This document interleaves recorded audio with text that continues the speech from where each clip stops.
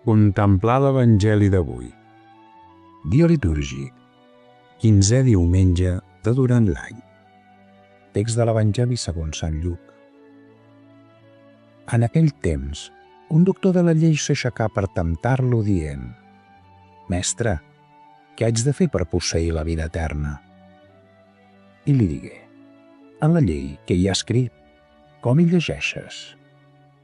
I ell, responent, digué: «Estimaràs el teu Déu amb tot el teu cor i amb tota la teva ànima i amb totes les teves forces i amb tota la teva ment i el teu proïsme com a tu mateix».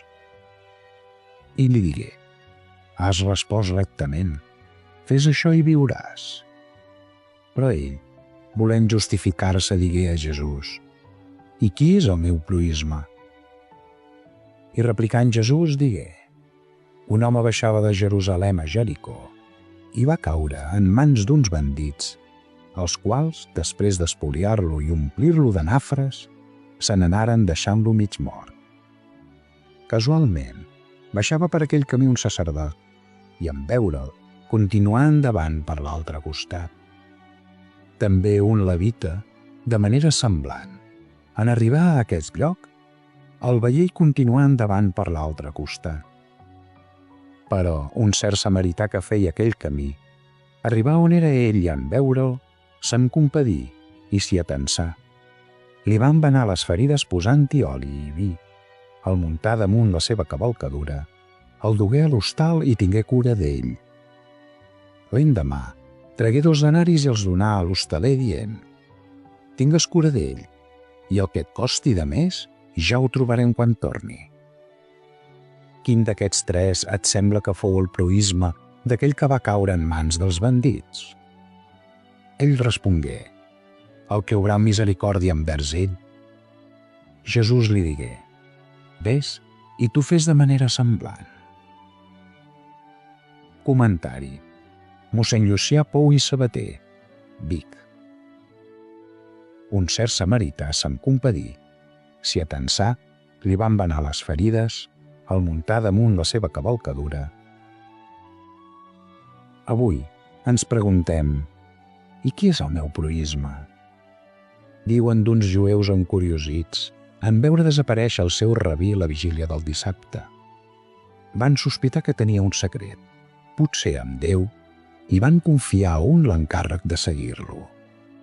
I així ho va fer, ple d'emoció, fins una barriada miserable, on va veure el rabí cuinar i escombrar la casa d'una dona.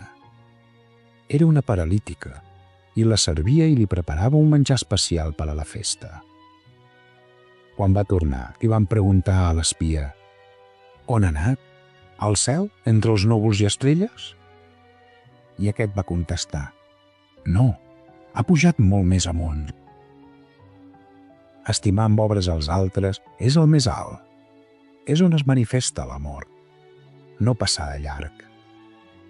El Concili Vaticà II afirma: «És el propi Crist qui alça la seva veu en els pobres per tal de desvetllar la caritat dels seus deixebles». Fer de bon samarità vol dir canviar els plans, s'hi acostar, dedicar temps, se n'ocupar. Això ens porta a contemplar també la figura de l'hostaler. Com ens digué Sant Joan Pau II, què hagués pogut fer sense ell? De fet, l'hostaler, romanent en l'anonimat, va realitzar la major part de la feina. Tots poden actuar com ell, complint les pròpies tasques amb esperit de servei. Tota ocupació ofereix l'oportunitat, més o menys directa, d'ajudar qui ho necessita. L'acompliment fidel dels propis deures professionals ja és practicar l'amor per a les persones i la societat. El bon samarità ho deixa tot per acollir a qui ho necessita, i l'hostaler fa bé la feina per amor. Aquestes són les 2 formes d'estimar que ens toquen. Qui es va comportar com a proïsme? El qui el va tractar amb amor. Llavors Jesús li digué: «Ves, i tu fes de manera semblant». Acudim a la Verge Maria, i ella, que n'és model, ens ajudi a descobrir les necessitats dels altres, materials i espirituals.